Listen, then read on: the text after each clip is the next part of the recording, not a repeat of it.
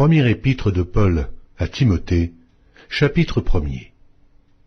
Paul, apôtre de Jésus-Christ, par ordre de Dieu notre Sauveur et de Jésus-Christ notre espérance.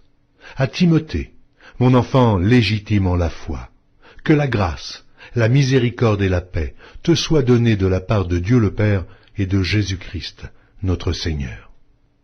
Je te rappelle l'exhortation que je te fis à mon départ pour la Macédoine, lorsque je t'engageais à rester à Éphèse, afin de recommander à certaines personnes de ne pas enseigner d'autres doctrines, et de ne pas s'attacher à des fables et à des généalogies sans fin, qui produisent des discussions plutôt qu'elles n'avancent l'œuvre de Dieu dans la foi. Le but du commandement, c'est une charité venant d'un cœur pur, d'une bonne conscience et d'une foi sincère.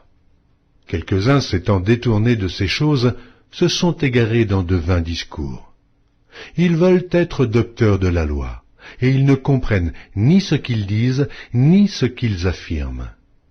Nous n'ignorons pas que la loi est bonne, pourvu qu'on en fasse un usage légitime, sachant bien que la loi n'est pas faite pour le juste, mais pour les méchants et les rebelles, les impies et les pécheurs, les irreligieux et les profanes, les parricides, les meurtriers, les impudiques, les infâmes, les voleurs d'hommes, les menteurs, les parjures, et tout ce qui est contraire à la sainte doctrine, conformément à l'évangile de la gloire du Dieu bienheureux, évangile qui m'a été confié.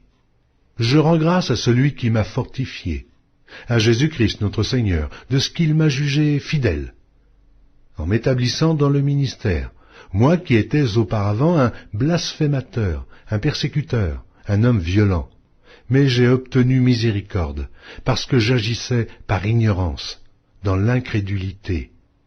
Et la grâce de notre Seigneur a surabondé, avec la foi et la charité qui est en Jésus-Christ.